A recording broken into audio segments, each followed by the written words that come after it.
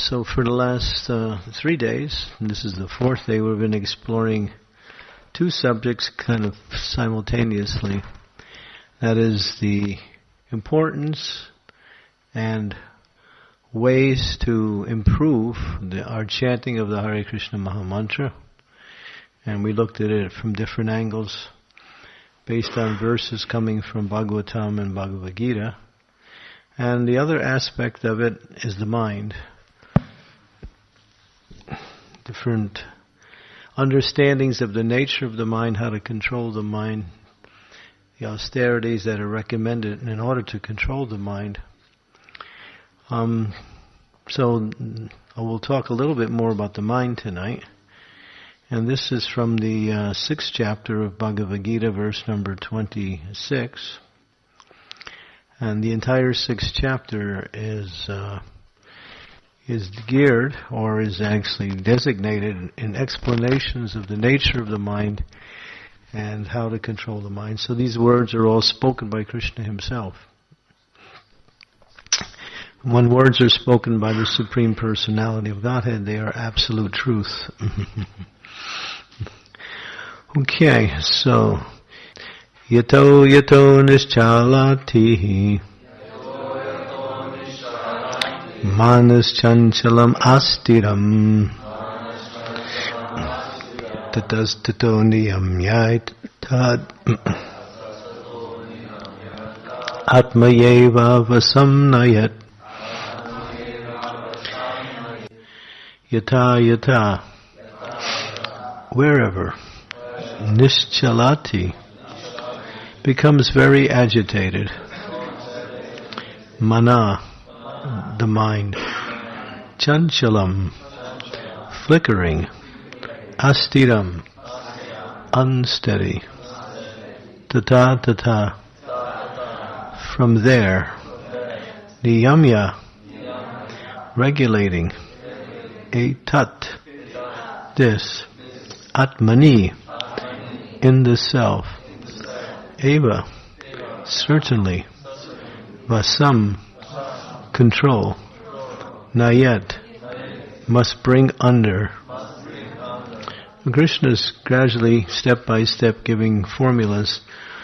First he explains what the mind is and the benefits of controlling the mind. Now he's actually explaining how to control the mind. From wherever the mind wanders, due to its flickering and unsteady nature, one must certainly withdraw it and bring it back under the control of the self. Purport by Srila Prabhupada. The nature of the mind is flickering and unsteady, but a self-realized yogi has to control the mind. The mind should not control him. One who controls the mind, and therefore the senses as well, is called Goswami or Swami. And one who is controlled by the mind is called Godas, or servant of the senses. A Goswami knows the standard of sense happiness. In transcendental sense happiness, the senses are engaged in the service of Rishikesha, or the supreme owner of the senses, Krishna.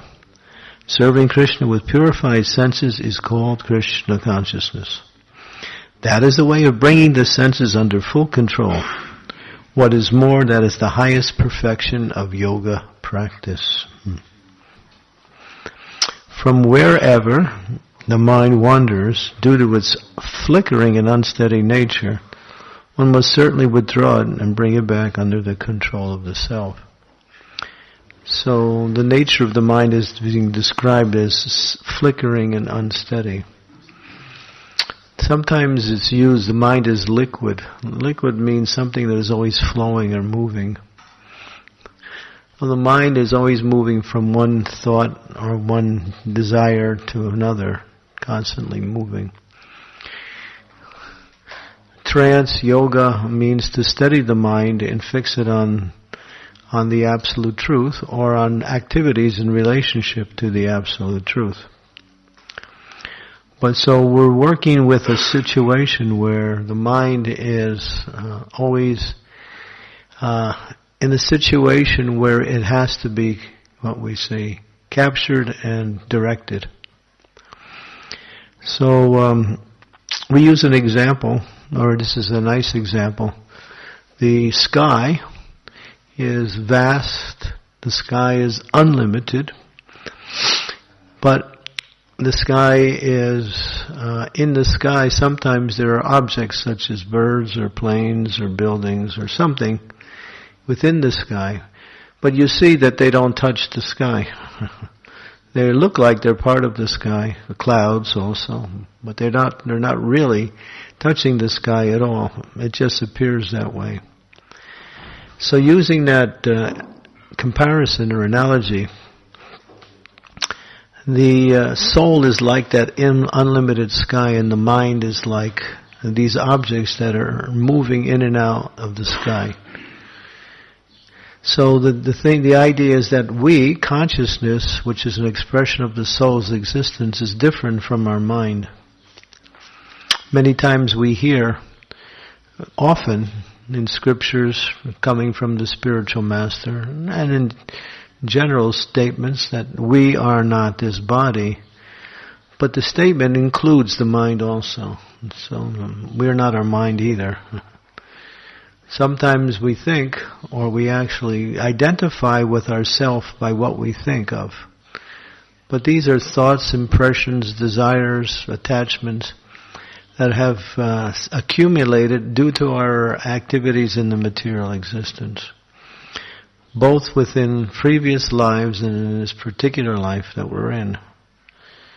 So the mind here is described by Krishna himself as very steady, always moving from one object to another.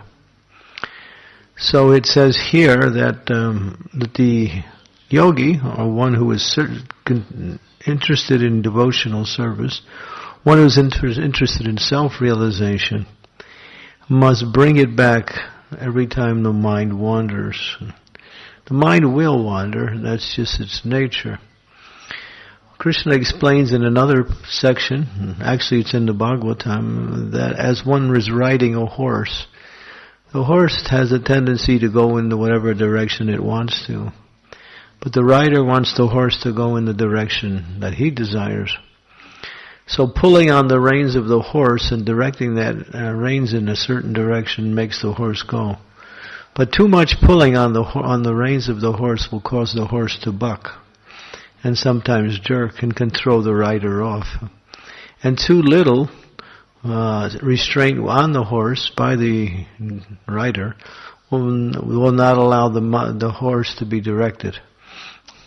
So therefore Krishna explains that one should very carefully watch the mind and see where the mind is going and direct it in order to satisfy and to benefit the self. So sense control is the basic principle, and sense control actually means mind control. Sometimes the scriptures say when you control your senses you can control your mind. And sometimes you hear the word when you control your mind you can control your senses. Like that. The mind is stronger than the senses, but the sense objects are stronger than both the mind and the senses. Only when the mind is fixed in activities of devotion does the mind become stronger than the sense objects. So the mind can become stronger than the sense objects through the practice of detachment from material activities and attachment to spiritual activities. So the mind is very tricky. Krishna speaks a lot about the mind.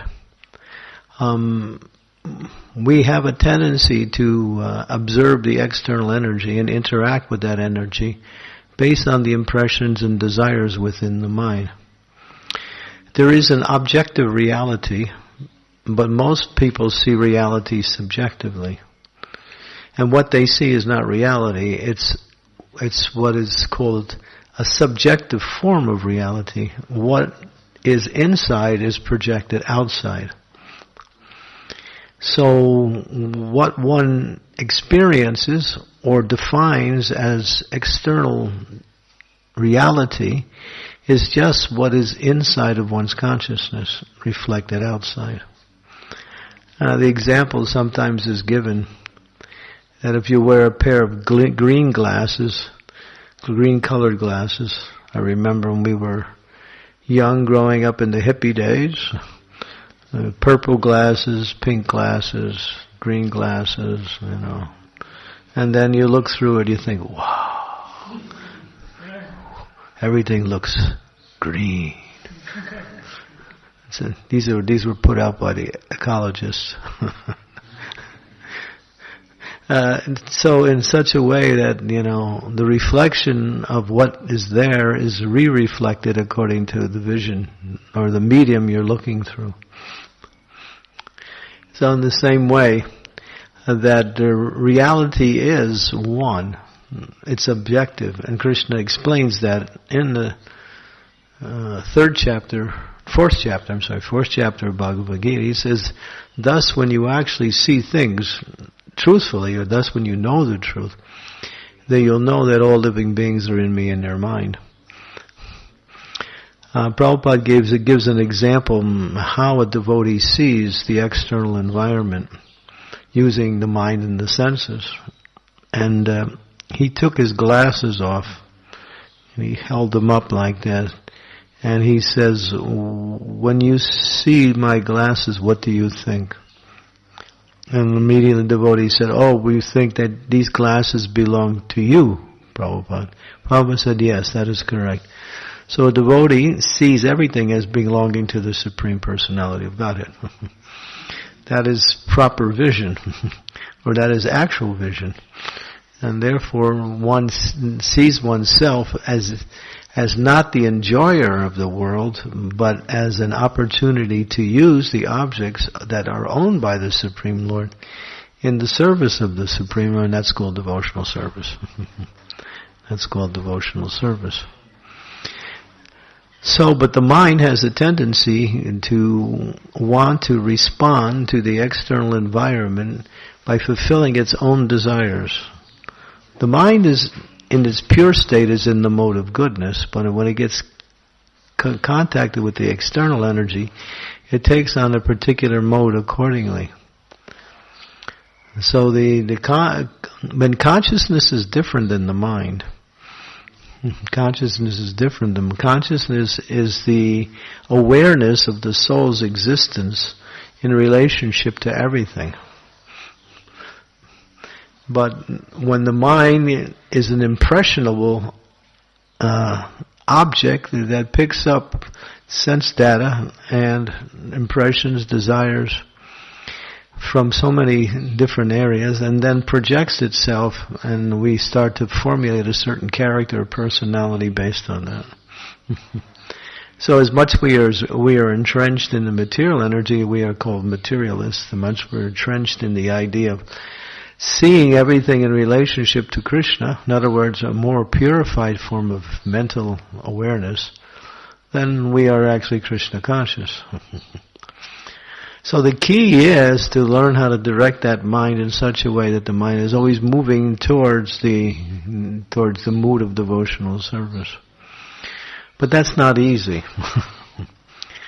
90% of the mind's existence is on the subliminal level or on the unconscious level. Generally we work with between 10 and 15% of our mental capacity.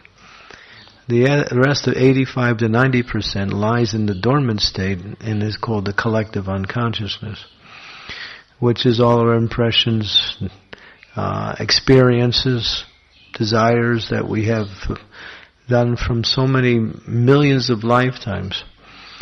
Because when you transmigrate from one body to another, you lose your physical body, but you take your subtle body with you. In fact, the subtle body takes you, the soul, according to the impressions and desires and of that life, which is a collective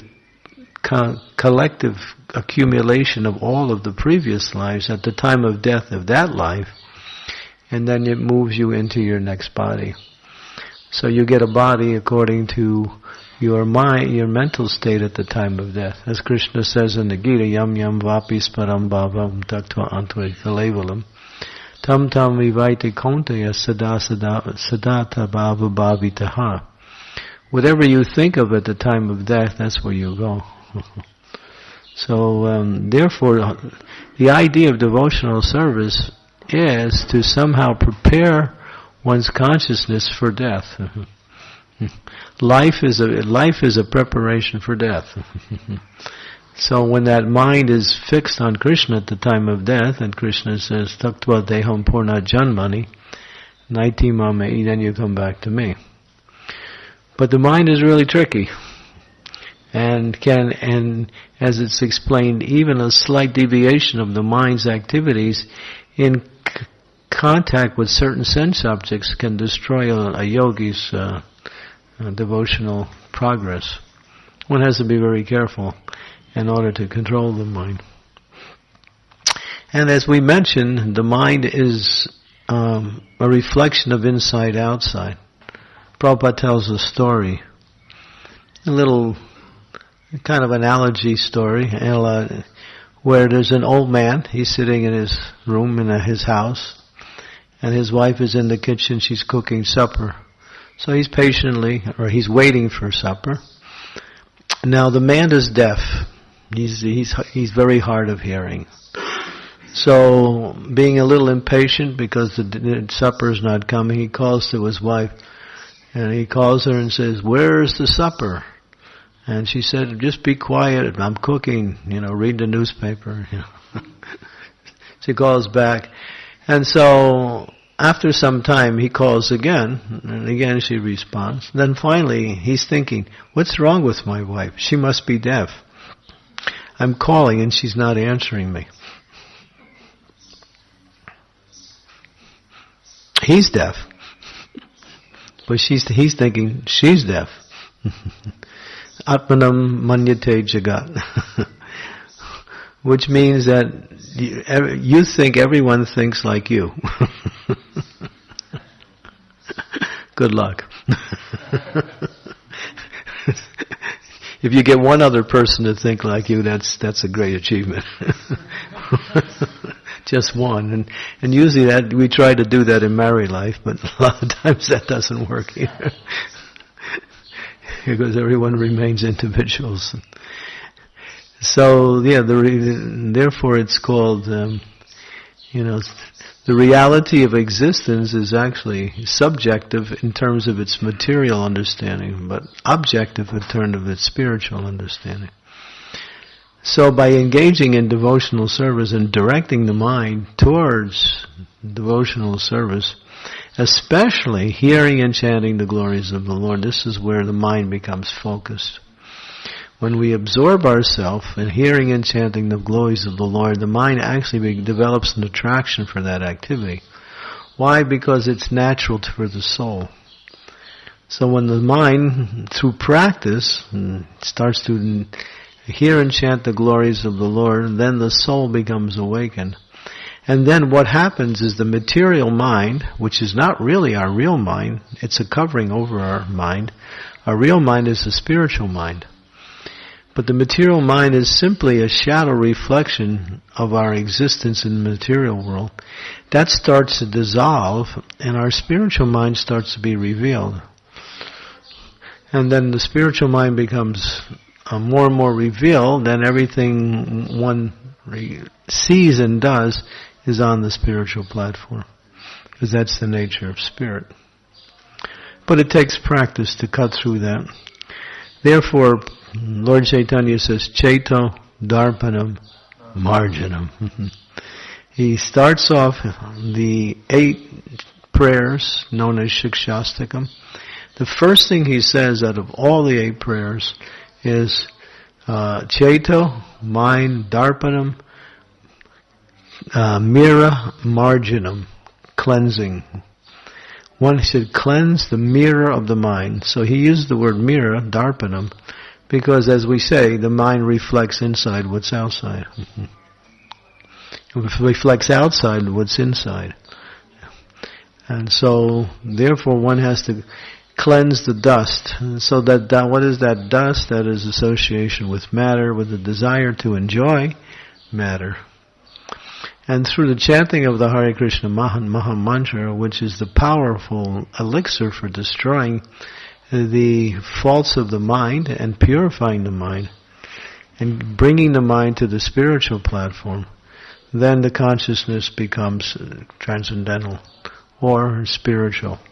Gradually. But sometimes we also think, I've been chanting Hare Krishna for a long time, and I'm still working with this rotten mind. What's happening? Does it work? There was one devotee, when he first joined the Hare Krishna movement back in 1966. It was Hayagriva Prabhu in New York City. He was with Prabhupada in the original Hare Krishna Center, 26 2nd Avenue. And he said to Srila Prabhupada, he was an English professor who had a very erudite way of speaking, very aristocratic and very proper English. Srila Prabhupada, I have been chanting Hare Krishna for 1 year. I don't have love of God. Prabhupada said, 1 year. Very good. How many lifetimes you've been in this material world? What to speak of years. So the idea is, it's a process. And one has to be steady in doing that. And therefore Krishna says, to actually make progress, one has to constantly control that mind and bring it towards the spiritual platform. Like that. And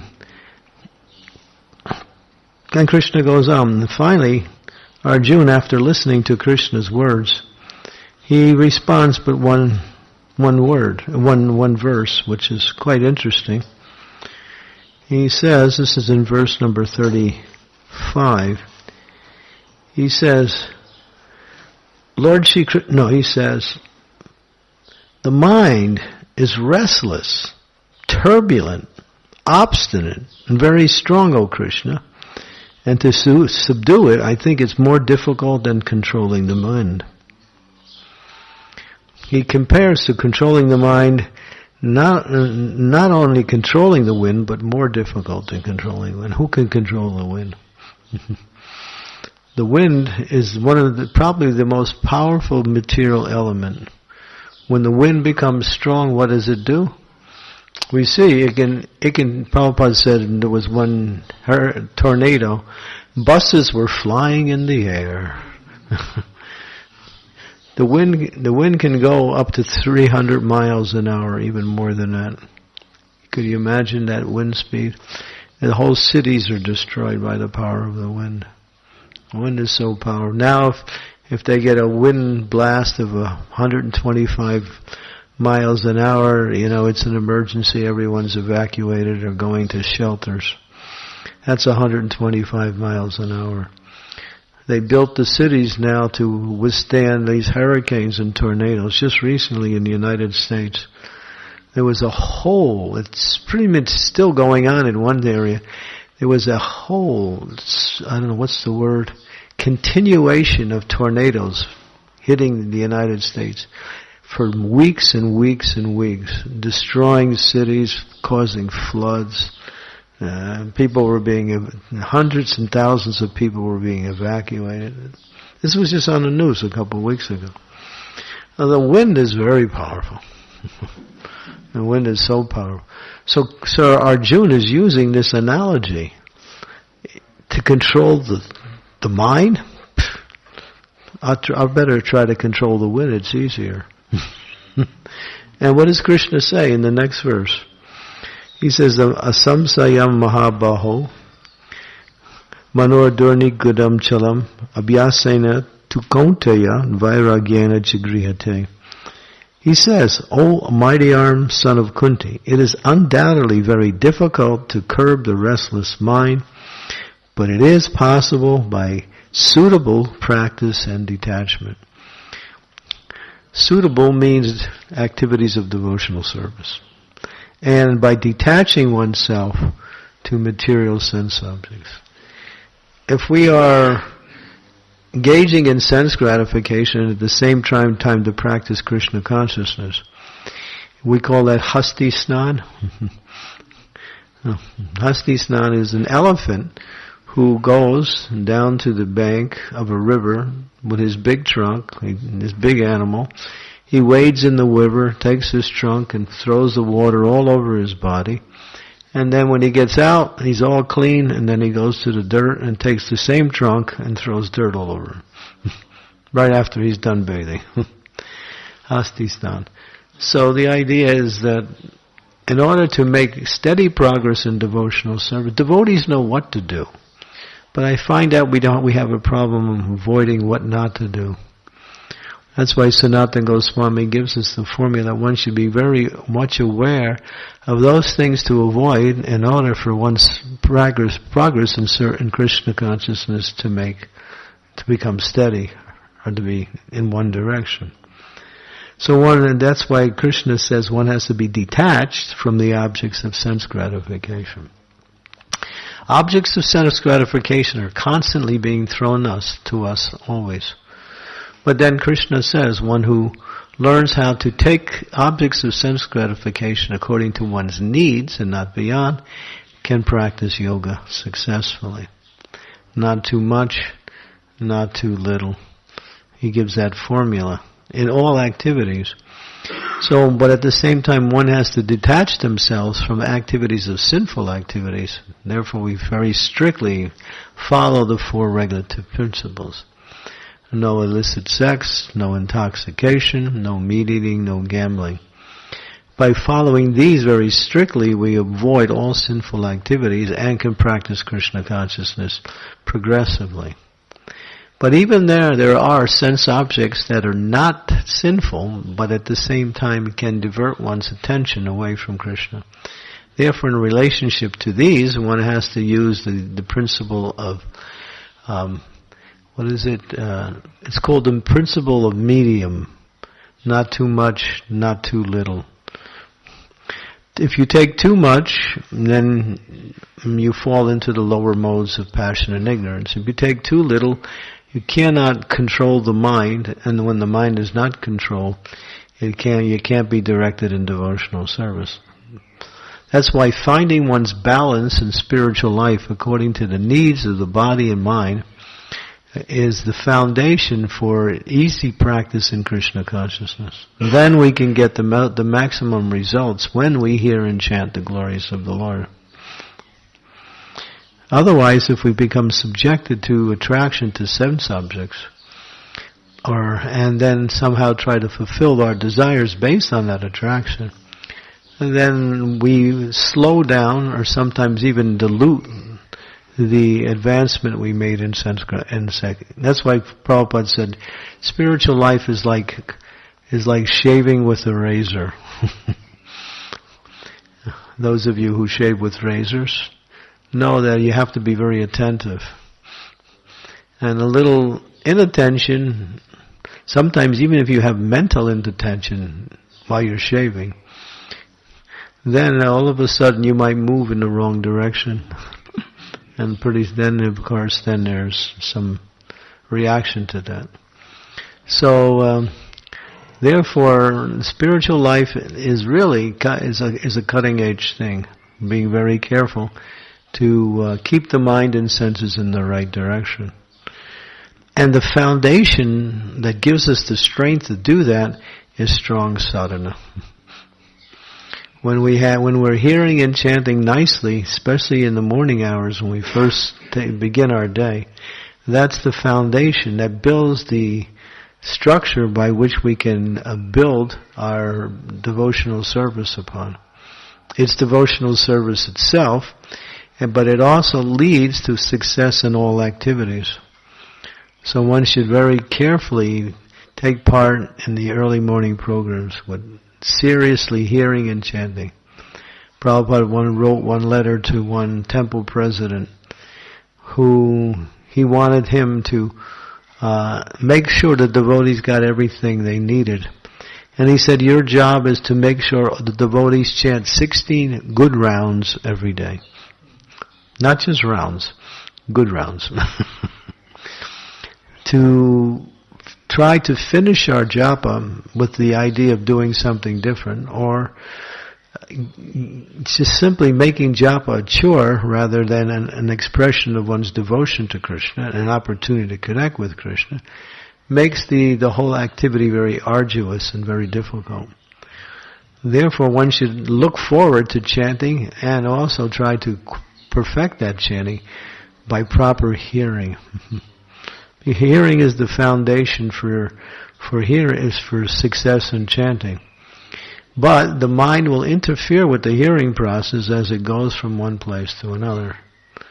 And therefore one has to practice keeping that mind connected to the sound vibration. And that takes some effort. And as one makes an effort and the effort becomes successful, then the process becomes more natural and easy. But chanting is not just 2 hours a day. What are you going to do with the other 22 hours? That's the point. If you're not controlling the mind and senses during those other 22 hours, when it comes to chanting those 2 hours, it will be like trying to climb Mount Kilimanjaro. Sometimes you can do that, but it's not easy. And so what the point is that keep your mind always connected to Krishna throughout the day by remembering Krishna and engaging in devotional service. Then you'll always be fixed in Krishna consciousness. As soon as we allow that mind to go somewhere else, then we have to bring it back, and that causes us to deviate in our meditation on spiritual activities. So practice that. It's practice, as Krishna says here. Yes, Arjuna, what you say is correct, but it is possible. It is possible if you practice. So Prabhupada said devotional service is simply practice. Practice, practice, practice. You can't expect to achieve the success of your activities right away. Therefore, one has to practice, practice, practice. And as you practice, you learn the art of how to succeed in the practice, and gradually it becomes more and more joyful. Like that. But we have to practice. And never give up because of...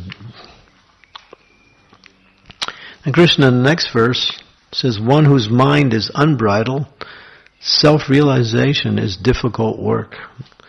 But his mind whose control and strives by appropriate means, that means according to the instructions of the spiritual master, is assured of success. He said, that is my opinion. Krishna gives his opinion. So these are some points to work with, because we can't really hear enough about the mind, because the mind is the thing. There's no reality outside of the mind, because the mind projects reality accordingly. So therefore, there's a statement, it says, we have found the enemy, and it is us.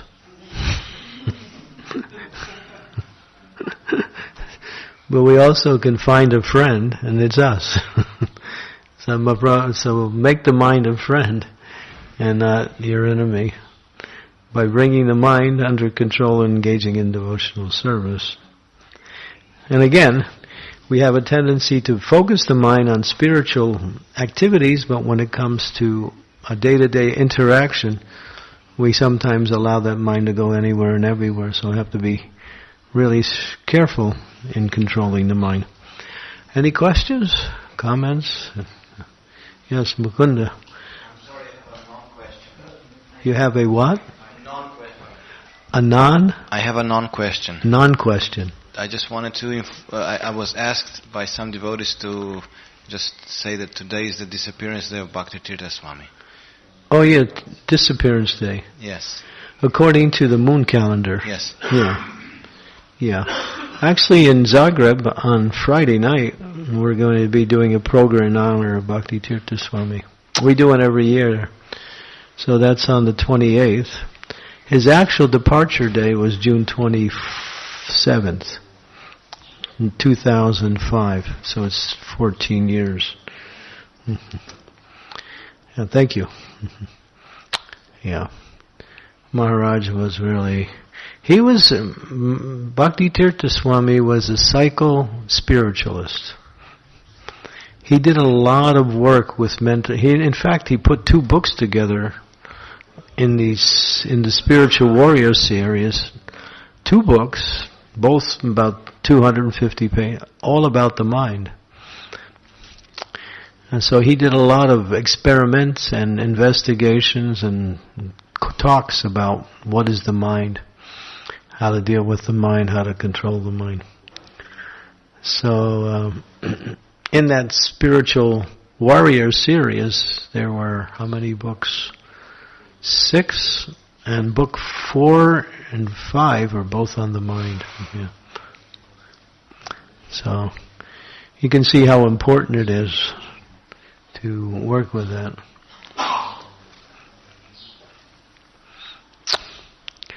Any other comments or questions? Okay. You sure? Okay. Gopal, Sundar Gopal.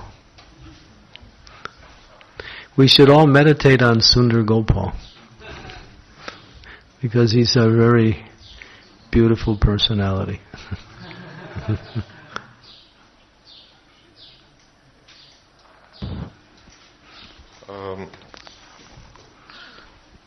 Do you have any practical advice when mind is already under the influence of some lower gunas, for example, anger or... When you're already captivated by Maya, yeah. How to get out? Yeah. Krishna help. Yeah, it depends, sometimes we can't really experience or not experience, can't really understand how much we are. But then again, when it becomes so strong, then we realize I'm in trouble. I think when you're really in trouble is when you start looking towards the material energy for enjoyment. Then you're in trouble. And sometimes we find ourselves in difficult situation. We can always think of Krishna, and we get protected by Krishna. But I think our most dangerous situation is when we look or have a desire to enjoy the external energy, and that desire becomes so strong that we can't check it. We can't check it. And some people, they have so many programs for Alcoholics Anonymous and Overeaters Anonymous, Sex Anonymous, people who are addicted to sex life. There's one group in America called Shoppers Anonymous, people who are addicted to shopping. Really, it's like a fetish. It's like an addiction. Especially ladies, they go during their lunch hour when they're working as secretaries, and they just take their credit card and run up hundreds of dollars worth of stuff. They're just addicted to buying things. People get addicted to buying things. This is due to the proliferation of materialistic life. And people just want more and more material things. And they have to have it. And so they actually become sick. And then they find out they ruined their whole life. They can't even pay for it. They go bankrupt. The bank takes control of their assets because they can't pay. And sometimes they find themselves in really difficult situations. So the mind can really develop an attachment to something in such a way that it becomes impossible to break. And the common thing we know is that people know that cigarette smoking is dangerous and can cause death. They know it, they hear about it, they read about it, but still they keep smoking. Because they can't give it up. The mind tells them they need it. The mind becomes so powerful. So when you're in those situations, then you really need a lot of mercy, a lot of help. So either you take shelter of someone to help you, which is the best thing. And well, if you're all alone, then just Krishna save me. Seriously calling out for Krishna, and Krishna will help you if you seriously call out. But that's the most dangerous thing. Prabhupada said Maya is not our problem. Prabhupada said the demons, because there's demons in the world, Maya has to do her job. But Maya's our friend. Why? Because she's always working in such a way as to bring us closer to Krishna. But the demons are there, and therefore they're servants of Maya personified, and therefore they're causing so much problems in the world, and so therefore the devotees have difficulties because of the demons. That's really the problem. Otherwise, for devotees, the Maya is not so bad. The demons, when I say the demons, they're always proliferating and propagating ways to enjoy sense gratification more and more. And because they have control of the media and various forms of entertainment, they propagate this as material happiness, like that.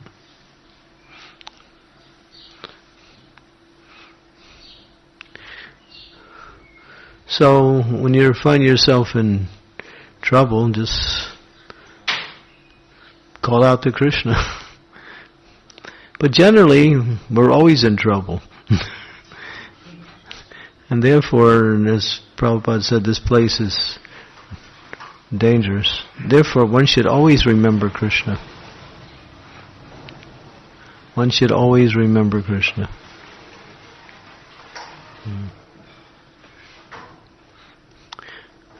And by having strong sadhana, it becomes easier and easier to remember Krishna throughout the day.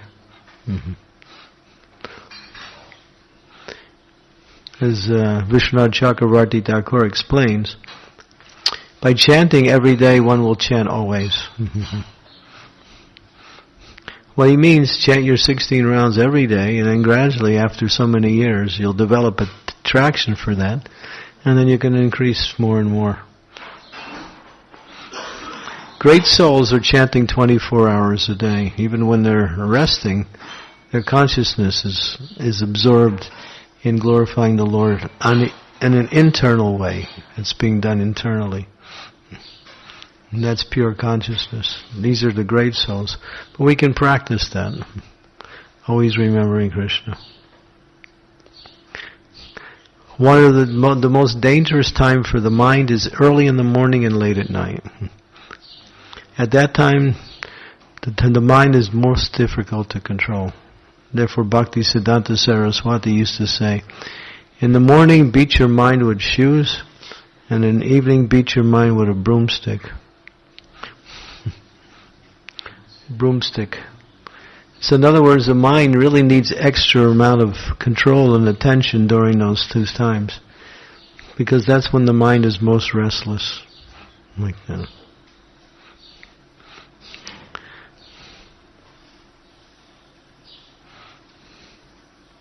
Any other comments or questions? Yes, Tirtha Kirti. Isn't the early morning time the best type of training? Yeah, that's how you beat your mind. Just beat it with the holy name.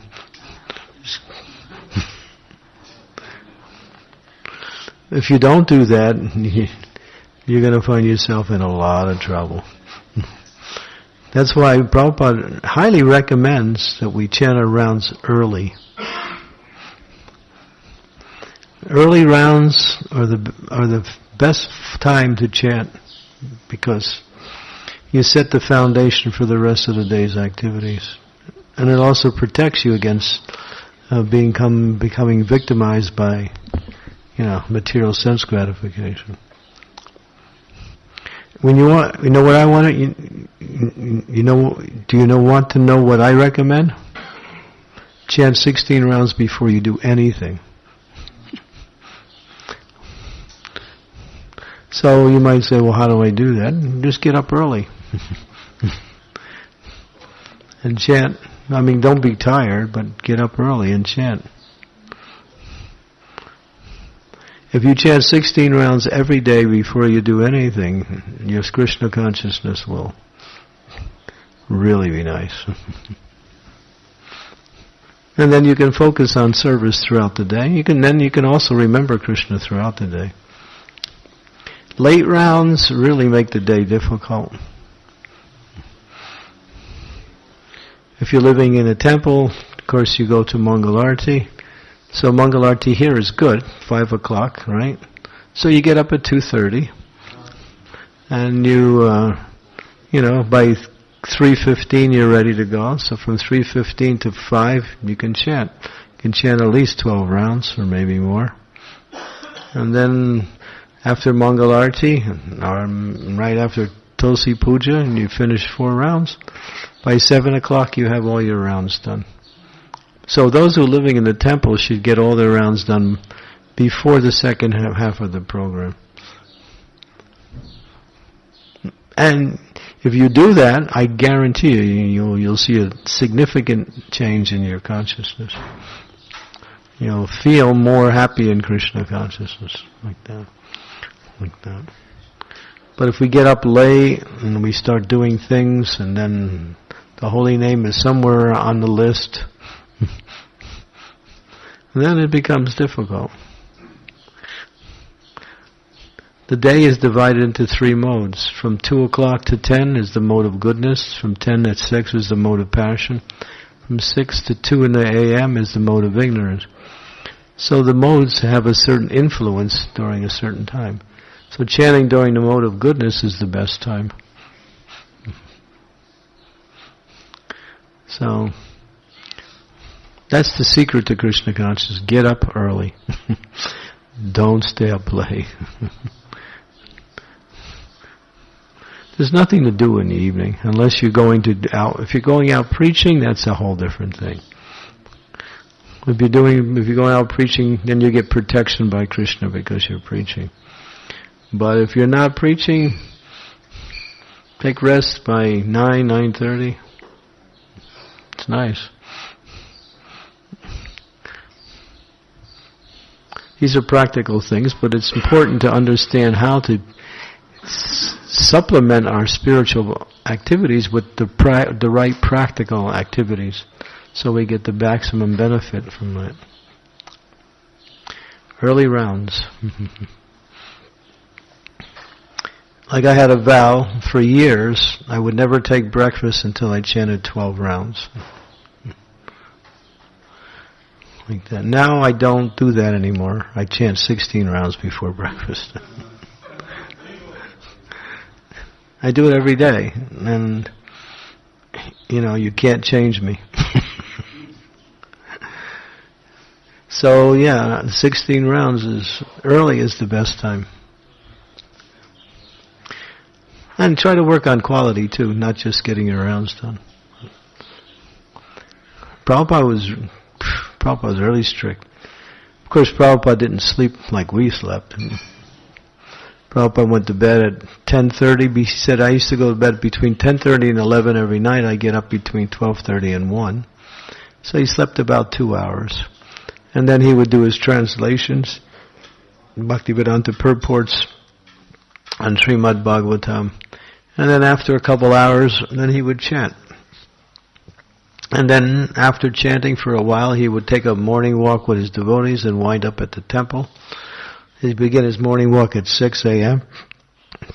From 6 to 7, he'd wind up at the temple at 7, greet the deities at 7, and then sit on the Vyasasana, accept Guru Puja and give class.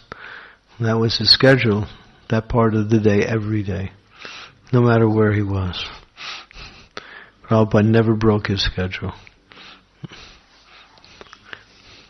He was really strict. And so he was teaching us, you have to, and especially the early morning hours are really precious. This is the time for hearing and chanting nicely.